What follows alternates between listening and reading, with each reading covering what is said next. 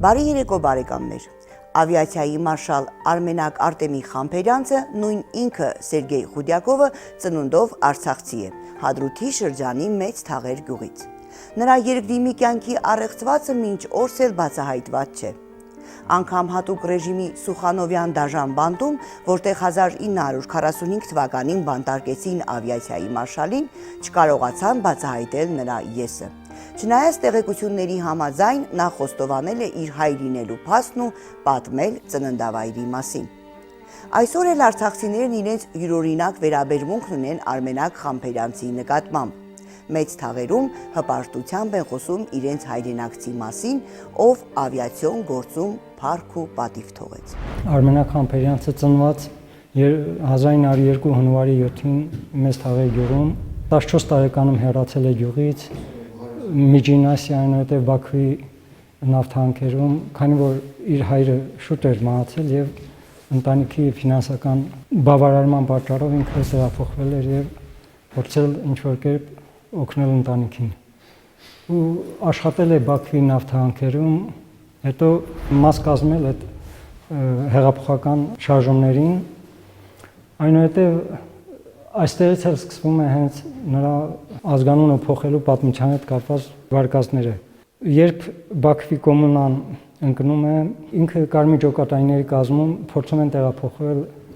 մի վարկածը սա է, փորձում են տեղափոխվել դեպի Ռուսաստան, Արխանգելսկի կամ ուղղությամբ։ Թուրքերը գերիների թվում փորձում էին գտնել հայերի ու հայերին անպայման ոչնչացնում էին։ Այդ վարկածներից հիմնականն նա է, որ ինքը ներկայանում է որպես ռուս ու որպեսզի գոնե իր կյանքը փրկեր։ Արծվիկ Լալայան, Մեծ Թաղերի Արմենակ Խամփերյանցի անվան թանգարանի տնօրեն։ Որը ես գտնում եմ, որ ավելի հավանական է, որովհետև բարձր Թուրքիայը չեն խնայի ու դրանով ինքը փրկվում է։ Իսկ այն հարցին, թե ինչու է ինքը թխամաշ, եթե կասկածում են, ինքը իր պատճառը ասում էր, որ իր մայրը վրացուհի էր եւ այդպես ու դրանից հետո ինքը հենց այդ ազգանունով էլ շարունակում է հետագա կյանքի ուղին մինչեւ իր գնդակահարությունը։ Գնդակահարությունից առաջ է խոստովանում, որ ինքը հայ է եւ այլն։ Խուդյակով Խամփերյանցի երկու կյանքի մասին մի քանի տարբերակներ կան։ Վկայել են հայ եւ ռուս պատմաբաններ, քաղաքագետներ ու ռազմագետներ, գրքեր, հոդվածներ են գրվել։ Կան փաստավավերագրական ֆիլմեր, որոնցից մեկում զետեղվածն օգտագործում ենք մեր այս անդրադարձում։ Ավիացիայի մարշալն ունեցել է կենսագրականի յուր տարբերակն ու հրամցրել է այսպես։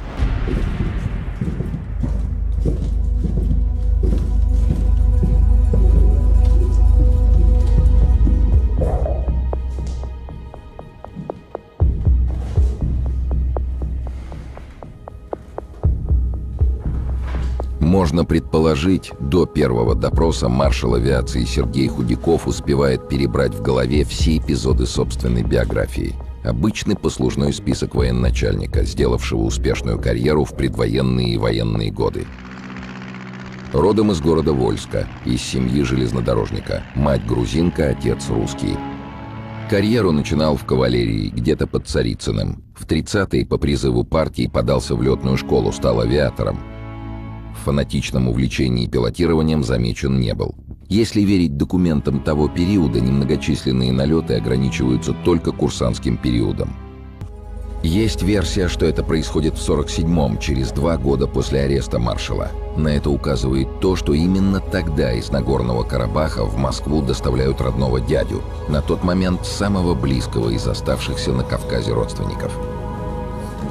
Да, совершенно верно. Потом уже стало ясно, и в документах это еще в 1947 году,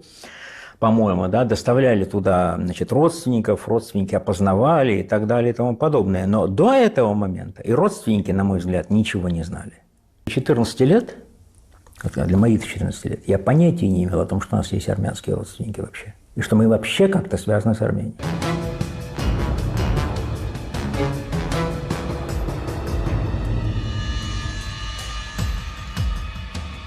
Он сознался в том, что он менял фамилию, насколько я помню, да. Сознался в том, что да, вот в годы, опять-таки вот этот момент, что в годы гражданской войны Якобы он переходил в расположение войск Красной Армии и так далее. Но опять, понимаете, эти показания обрываются 20-ми годами. Խամփերյանցի մասին առաջին անգամ ես մի որոշ բան տեղեկացել եմ Արմո Մալխասյան կար, որ կազմել էր հայ հերոսների գիրք, սովետականության հերոսների գիրք։ Արտաշես Ղահրյան, արձակագիր, Մեծ Թաղերի համայնքի բնակիչ։ Այնտեղ որոշ բան կար Արմենակ Խամփերյանցի մասին, պատմում էր Արմո Մալխասյանցը մի նկարի մասին, որը իմիջիայլոց Բերիայի եւ Խամփերյանցի հարաբերության մասին որոշ տվյալներ է տալիս։ Նկարը գրքում չկար, բայց հետագայում ես հանդիպել եմ մի թերթում 1919 թվականին Բաքվում մի տպարանում երիտասարդ տղերք են եղել։ Այդ նկարի մեջ ինքն էլ կա, Բերյանն էլ եւ իրենց հասակակիցներ, ովքեր երևի բանվորական աշխատանք էին կատարում օրվա հացի համար։ Հետագայում իմացանք, որ Բերյան իշխանությունը զավթելով KGB իշխանությունը հրամայել էր, որպեսի մամուլում գտնվող իր անցյալին վերաբերող բոլոր խայտարակ բաները թերթերից վերացնեն։ Այդ նկարը ըստ երևույթին ընկել է Բերիայի ձեռքը, որը եւ պատճառ է դարել հետագայում անելու այն սև գործը, որը պատճառ դարձավ հենց նկարը։ Մալխասյանցն էլ էր ասում, որ Խամփերյանցը թեև ջահել տղերք էին, բայց ամեն ինչ գիտեին իրար մասին։ Իբր Բերյան մուսավաթիստների համար լրտեսական գործունեությամբ էր զբաղվում անգլիացիների հետ, չէ՞ որ այդ ժամանակ Ադրբեջանում դերուտերություն էին անում անգլիացիները նավթի հաշվով եւ հետագայում այդ նկարը պատճառ է դարել, որ Բերյան նրան ոչնչացնի, երբ հերավոր արևելյան պատերազմական գործողությունները վերջացավ, իսկ մենք գիտենք, որ ամբողջ օդային պատերազմի պլանը կազմել ու իրագործել է Խամփերյանցը, փառահեղ հաղթանակով վերադառնում էր Մոսկվա, այն հայտնի ինքնաթիռի պատմությունը կար, որ իբր մանջուրական կայսրի ոսկին տեղափոխում էր սովետական միություն, իբր այդ ինքնաթիռը անհետացել է եւ պատճառը հենց եղել է Խամփերյանցը, որը իբր կամ թաքցրել է կամ հանձնել է արտասահման եւ այլն, այսպիսի գործ բացելով Խամփերյանցի վրա հենց Իրկուտսկում անակնկալ ձևով անմիջապես սև մեքենան կաղնեցնում են ու նրան առնում մեքենայի մեջ եւ ով էր առնողը գիտեք Բերիայի առաջին տեղակալը մին Բերիա էլ նա է եղել Աբակումովը դե պարզ է ծառը էր պիտի կատարեր նրա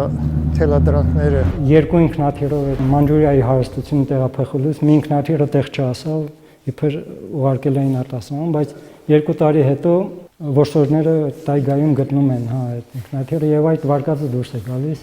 հիմնական պատճառը նա էր որ ինքը անգլիական հետախուզության հետ կապված Բերիայի կապերի պատճառով ինքը տեղյակ էր եւ որպես հետ պիտի վերածվեր ու բացի դրանից մի տարբերակում էլ նշում էին որ Խուդյակով անունով մեկը կոնկրետ փաստացիորեն լրտեսեր ասում էին որ դու իր բարեկամն ես միասին լրտեսում եք բայց ինքը արդեն ինքը բացահայտում էր որ ինքը հայ է այդ ասում եմ ես Խուդյակովների հետ կապ չունեմ դե ես այնքան եմ լսել որ առաջին գործը որ ստեղծվել է Խամփերյանցի ձերբակալման իբր դա չի հաջողվել որովհետև Խամփերյանցը մեծ հեղինակություն ուներ Ստալինի եւ մյուսների մոտ կապված հայտնի կոնֆերանսի հետ որտեղ խորհրդական էր Ստալինի բայց երկրորդ անգամ գործ ստեղծելով հասնում է իր ստոր նպատակին ու այդպես էլ Խամփերյանցին բանտարկում են եւ այնքան խորն են թաղում նրա սպանության իրողությունը, որ հետագայում նույնիսկ այդքան երկար տարիներ մնում էր առեղծվածի մեջ ով էր, նույնիսկ մեր գյուղացիները ոչինչ չգիտեին նրա մասին։ А официальная версия расстрел на Донском кладбище, потом был сожжен в крематории. Ну и есть еще одна, понимаете, я тоже излагаю какие-то версии, то, что вот я слышал от родителей, там, от брата, от матери и так далее, да? Что, вообще говоря, его не расстреляли, а Берия застрелил его на допросе. процессе допроса. А потом уже это оформили задним числом, там, соответствующими протоколами. Հետագայում իբր ասում են, որ իրեն արդարացրել էին, բայց արդեն գնդակահարված էր։ Իբր մի ուրիշ հրաման կար, որ իրեն պիտի արդարացնեն, բայց արդեն ցույց են տալիս, որ արդեն չկա է տվյալ անձնավորությունը ու ընտանիքին են աքսորել Сибирь. К нам приехали неожиданно совершенно. По-моему, это было где-то 13 или 14 января, старый Новый год. 2 человека с постановлением 24 часа на поселение в Сибирь. Черный ворон этот подогнали воронок, да, и туда загрузили. И потом по этапам мы поехали в Сибирь. Что происходит в это время в тюремных стенах бывшего монастыря, можно только догадываться. Бьют, допрашивают, но в один из дней, по некоторым данным 1947 года, все круто меняется.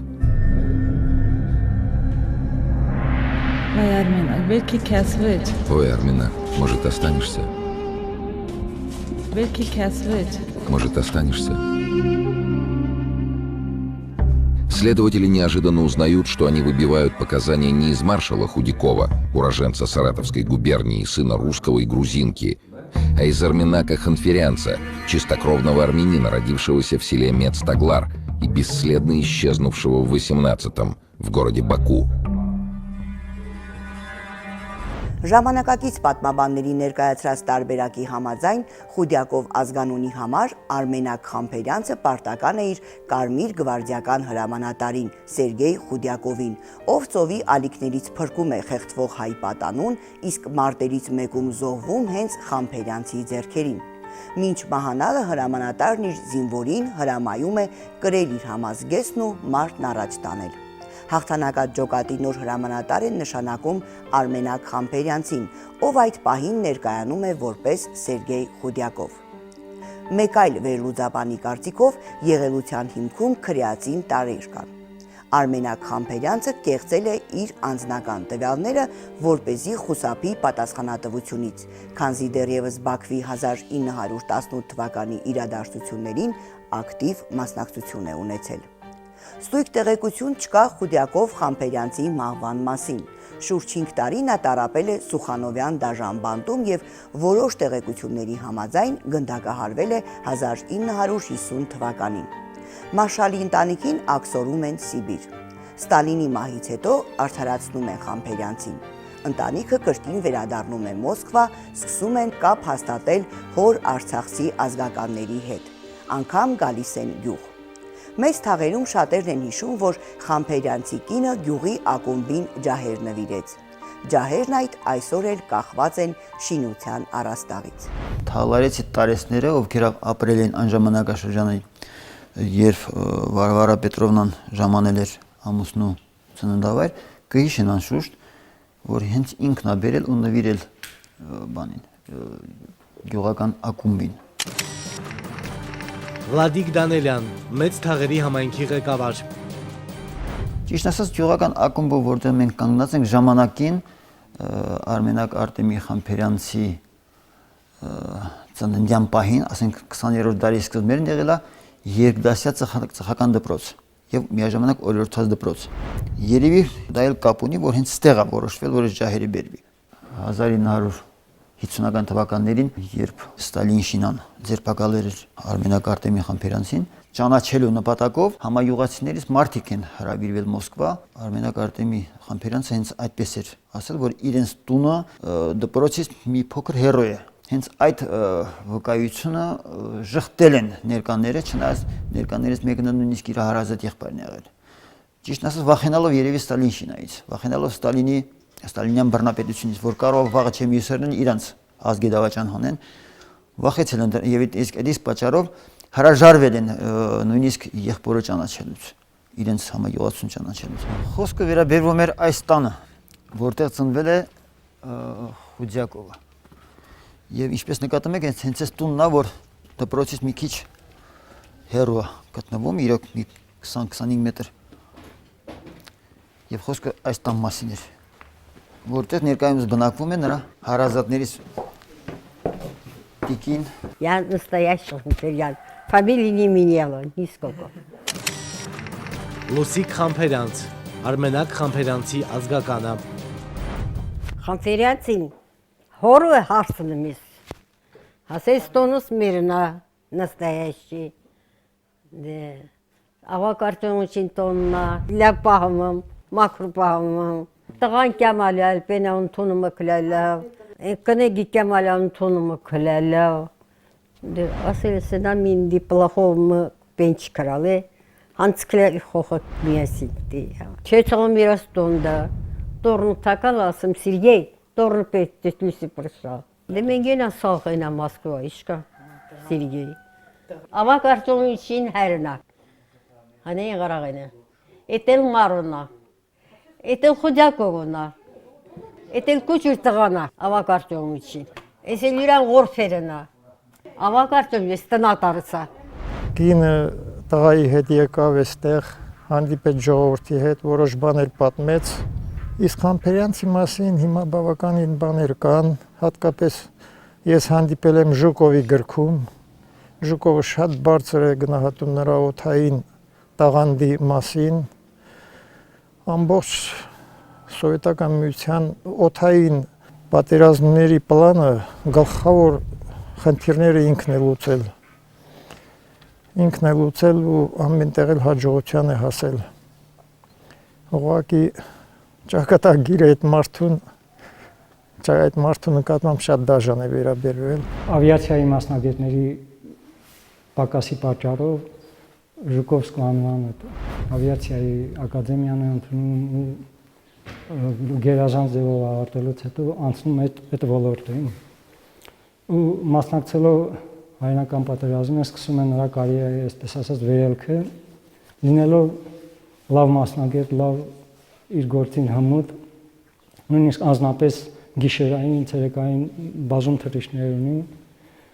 ու սկսում է առաջընթաց ապրել իր գործի մեջ եւ 43 թվականին գեներալ գնդապետ, 44 թվականին արդեն մարշալի կոչում է ստանում։ Երևի հայ մարշալներից միակը, որ 42 տարեկանում հասնում է։ Բայց կարելի է նշել նաեւ, որ իր ազգանվան ոչ հայկական լինելու պատճառն էր, որ նրան այդպես առաջ տարավ, քանի որ եթե հայկական լիներ, Ստալինի կողմից վատ տրամադրություն կար հայերի նկատմամբ եւ շատ դժվար էին նույնիսկ քաջագործությունների համար հերոսական զորով տալիս էին։ Ու երևի դա է պատճառը, որ ինքը 42 տարեկանում հասավ մարշալի աստիճանի, ամենաջահել մարշալներից։ Այդ մարդկային հատկանիշներն էր, որ շատ բարձր մակարդակի վրա էր, օրինակ ընկերասիրությունը, ենթականների նկատմամբ լավ վերաբերմունքը, քանի որ ինքը խորհրդական էր ավիացիայի գծով այդ կոնֆերանսների մասնակցեց, Յալթայի Չերչիլ, Ռոզվելտ, Ստալին։ Իր մասին մեծ կարծիք են հայտնել նաև արտասահմանցի անգլիական, ամերիկյան ստրատեգները, այսպես ասած, ավիացիայի գծով, գնահատված էր որպես լավ մասնագետ եւ լավ մարդ։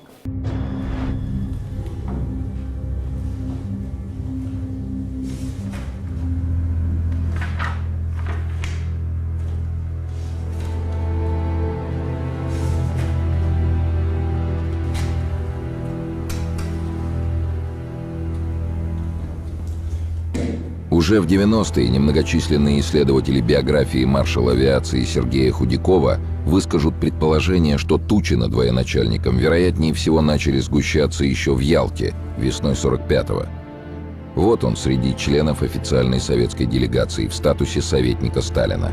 Как и в Тегеране, отвечает за доставку всей делегации.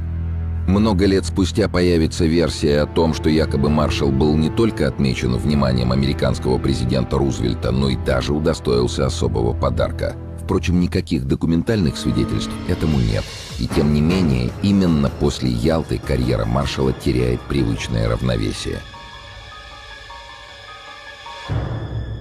Էլի տարբերակներ են, այսպիսի բան կա, որ իբր թե այդ տարիներին, երբ անգլիացիները տերուտիրություն էին անում Բաքվի նավթում, իբր թե այնտեղ Ռուսաստանից Պետրովի ջոկատ է գալիս, Պետրովի ջոկատ։ Բայց սա մի քիչ սովետական շրջանի բացատրություն է, ես չգիտեմ ճիշտ է թե չէ։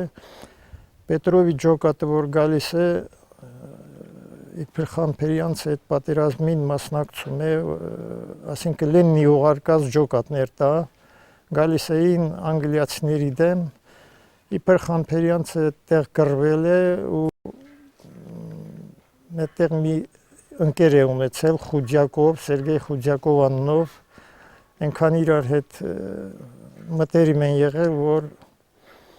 նրա զոհվելուց հետո իբր Խուդյակովը նրա հիշատակը պահելու համար էդ եմ լսել, չգիտեմ դա ինչքանով է հիմա ճիշտ։ Հադրութի շրջանի Մեծ Թաղեր գյուղում կա թանգարան, որը կրում է ավիացիայի մարշալ Արմենակ Արտեմի Խամփերյանցի անունը։ Թանգարանում նրա կիսանդրիներն են, անձնական իրերը, համազգեստը, փաստաթղթերը, նրա կյանքն ու գործունեությունը բնորոշող լուսանկարներ, իսկ բակում MiG-17 ինքնաթիռն է կանգնեցված։